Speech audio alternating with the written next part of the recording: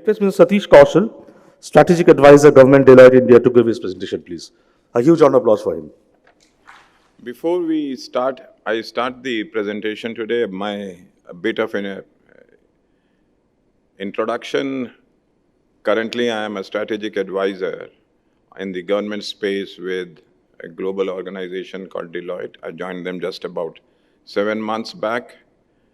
Prior to that, I was for 13 years with EY in the government space, and before that with IBM and Microsoft. So I've been very fortunate to be associated with the programs of change in India through the use of digital technology, right from the day when the first computers, 6-inch, 5.25-inch, and an 8-inch floppy drive machines came to India, as I was working in one of the leading banks in India when computerization started. So I've seen the entire journey. The topic of the day today is digital empowerment.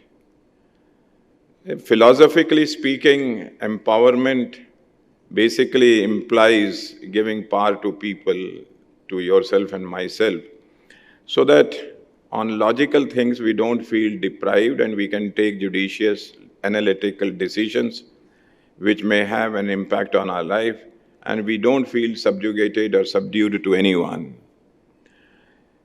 The right type of, or the pinnacle of empowerment is very well written in our scriptures as Sarve Bhavantu Sukhina, Sarve Santu Niramaya, Sarve Bhadrani Pashyantu, Ma Kaschit Dukhbhar Bhavet. What it implies is that may God give us the world in such a manner that everybody is happy, nobody is sick, and everybody sees the world with equanimity as well as love and affection. If that status be achieved, obviously it means right type of empowerment. Because once you have that achievement in life, you are definitely going to be seeing the people with similar barometers of equality and no exploitation, rather no depravity. Digital India has become recently, and when I say recently, in the last 25 years, one big change agent which has transformed our country in different facets. If you really look at a couple of areas where today, where you are versus where you were, or where many nations in the world are today, I think an Indian citizen expects what we call Dil Mange More. That has become a sort of given thing that we would go digital in an accelerated manner day by day, because that's the form of our livelihood today. And that is what is empowering our citizen in multifaceted areas. In my presentation today, I would like to just walk you through some facts and figures based on solid data, which my team has developed over the last 3 to 4 days when I got an invitation to come and speak. Some of these facts may just make you feel, wow, is that a reality? Is that happening? But yes, it is. So let me walk you through a few of the things. If you look into the early 2000, what you would find in India, we had very limited connectivity. We had virtually no identity. We were doing almost all the transactions through cash. There were huge literacy gaps. The healthcare was highly fragmented and not even available to millions and millions of people in the country. And we had almost 100% paper government processes. Only banks had started looking towards computerization after 1988. Some of the sectoral challenges I like to mention. In the banking sector, until 2016, mostly cash payments, and less than 7% of the people had debit cards or access to ATMs. On the logistics sector, logistics front, transportation, there was a huge waiting time, road infrastructure, checks, controls across the checkposts. Much of the unauthorized goods were easily moving into the country. Transfer of goods was taking a lot of time. Most of the document verification, right from birth certificate to caste certificate to education certificates, they were all being looked by the authorities and regulators and different agencies, including school and colleges, through the paper-based documentation verification. And that had huge costs. Many a times, or rather quite often, many fake documents and mark sheets were something which were easily creeping in. On the transfer of funds, whether it was a ration card or subsidies, everybody knows large number of fake ghost beneficiaries were there. There was completely lack of digital identity, lack of bank accounts, and inability to track the impact, one of the most important elements that you see now happening.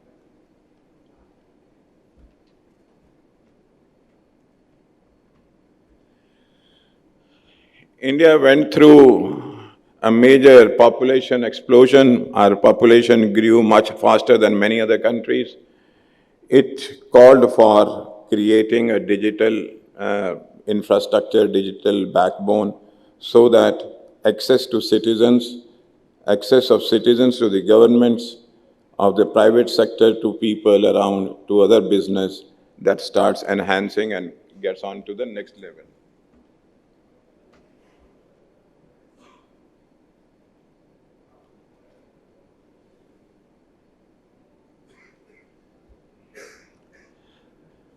In 2014, the National E-Government Plan, which had so far been implemented using various mission mode projects, moved into the next level, which we call as Digital India.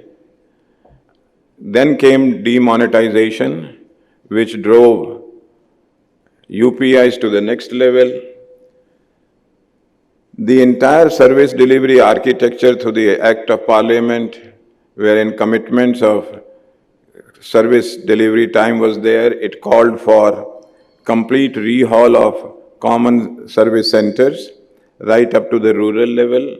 A proliferation of that was created, and more than 250 different services were identified to be delivered to the citizens on the fingertips or at the rural places. A very robust system which could streamline the entire taxation system, and one of the most covetous programs in the country and in the globe. The RGST system was created in 2017. And beyond that, if you look at in the recent time frame, Ayushman Bharat and NEET, NETF, all these areas to identify and streamline the examination systems have been created. If you really look into these areas, these are impacting every citizen day in, day out, every minute. And just to walk you through flagship programs that our Honorable Prime Minister, Mr. Modi, brought in under the aegis of Inclusive India, or to bridge the gap of digital divide, was what was called as Digital India.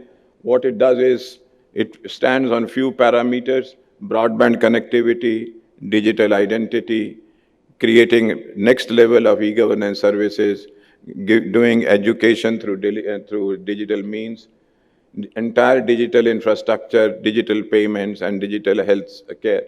These are about 8 pillars of what we define today as the tool of empowerment under the programs of Digital India.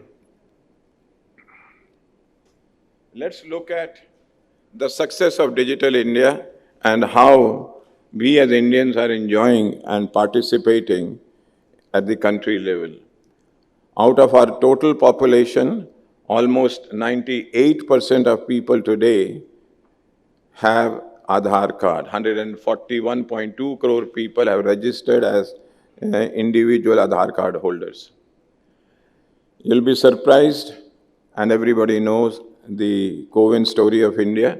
220 crores vaccinations were delivered in the country, and they were managed as well. There are three things which Honorable Prime Minister asked Mr. R.S. Sharma. I think he was here yesterday. Our entire tenet of building these applications are based on three fundamental parameters: size, scale, and speed. These three elements define the entire delivery model of Digital India. Today, we have over 9.4 billion volume of transactions under UPI, which is one of the world's biggest areas of work which is going on, and over 524 crore lessons in Diksha have been delivered. So that's the success. Now this is what has brought empowerment to you and me. I came in the morning, I asked the hosts here to get me a ticket yesterday evening. It was blocked. The morning flight was at 5:50. Digi Yatra helped and facilitated. Yet another example of how speed and time can basically be achieved. And this is nothing else but empowerment. You don't have to go through the middlemen. You don't have to handle things in those manners, which was something very common and prevalent earlier. One important element, I think, it was an enlightenment for me. Today, India has over 80% of its adult population having a unique bank number or account number. 2011, our penetration was just about 20% of the population. Today, it is 80%. If we were to continue with the same curve, it would have taken 46 years to achieve. 46 years to achieve from 2011, that means somewhere around 2057, we would have achieved 80% of the current population. Whereas it has just taken 6 years to achieve today 75 to 80% bank accounts of Indian population. That is the power of digital empowerment. If you have an account, I don't have to explain how it empowers you.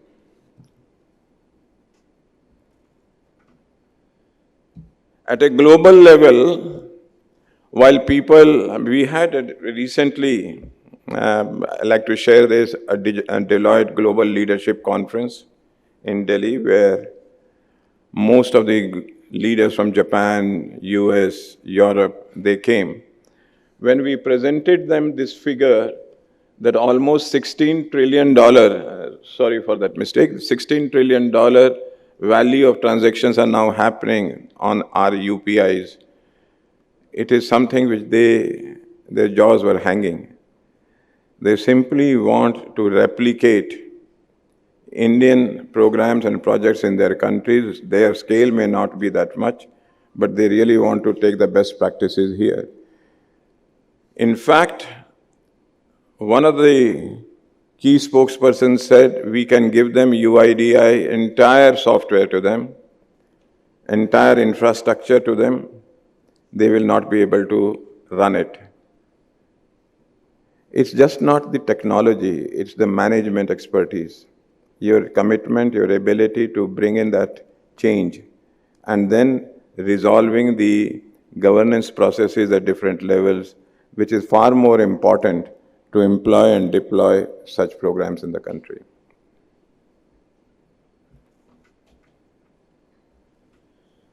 Another data point, almost about 30 crores of, 30 lakh 80 crores of DBTs have happened through 313 different schemes. That's the volume of the DBT money that has been transferred. Some of you are already here from the government sector. This, if you add with all the other states and all the schemes, this is the figure which Government of India has published as late as day before yesterday. And in fact, this was a figure which was presented in the parliament by our Honorable Finance Minister also. You might have heard of Umang as a portal. It is mother of all government services portal in the country today. For any type of government service, be it health, be it education, be it transport, be it e-district, just go to the Umang portal and you would be able to get the entire information from your state, of your district, of your individual place where you are, and this results into a massive amount of transaction load on this program, on this portal, and there are already more than 374.99 crore transactions that have happened so far. So, in fact, if you really look at it with 140 crore Indian population, that means that many transactions people are already doing it. Government of India recently launched what is called as the Electronic Health Data Record under ABHA, which is Ayushman Bharat Health Account for people to create and have a portability of their movement from one place to the other, where doctors can see you with just based on a number that is being given to you. 44.2 crores in the last 2 years, ABHA accounts have been created, and 2.16 lakh health professionals registry has been completed. So today, if you want to talk about, say, a name like Dr. Sandeep Sehgal, who is he, where is he registered, which hospital he is, what is his specialization, what is the patient load, when is the time slot available, go to the ABDM website, you'll be able to get entire information about the doctor. You want to go to him, block your time, and you get the appointments. That is what the power of this whole ABDM program is all about. Another area is the insurance. Under the Prime Minister Jan Arogya Yojana, PMJY program, people today are getting massive health insurances to take care of themselves. And the turnaround time of all the settlements have come down from almost a year to just 54 days. Within that period, all the accounts are getting settled. And today there are almost 27,000 hospitals which are providing the insurance services across the country. Another wonderful application, which is the mother of all the applications in India and is helping to transform, especially after COVID, Diksha platform. Diksha is an education platform which is available with the content of almost every subject you can think of in our local languages. You can download lessons, and this whole Diksha platform till today has 100% availability. That's the security architecture, that's the scale architecture, and it's so difficult to read how many lessons have been delivered so far. Almost 524 crore, more than that, lessons have been already delivered to different students in the country. It is believed, and the target is that by 2035, India should touch about $10 trillion economy, in which digital economy will be a huge element. Digital economy would mean software, will mean services, would also mean electronics. That is what the entire progress of empowering the Indian population is.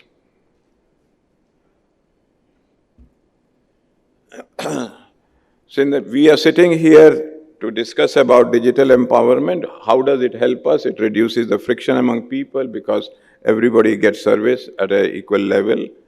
It increases the trust between two individuals, between private sector and public sector, between governments and people. Compliances are easy to follow. There is easy access to learning, easy access to healthcare, and access to products and services. So with this, I think I'm reminded of an anecdote which our Honorable External Affairs Minister had with his son when he went out for a coffee in New York. So his son and his father, that means Mr. Jaishankar, when they were going into the hotel, they were supposed to produce the certificate of vaccination.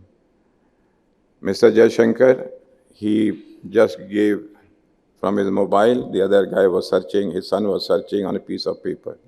That is where Indian uh, government, Indian IT industry, Indian citizens have worked together to create a very, very powerful ecosystem, which unwittingly, I may say, is bringing huge amount of equality among people, empowerment among people. I'll be more than happy to take any questions after this. Thank you.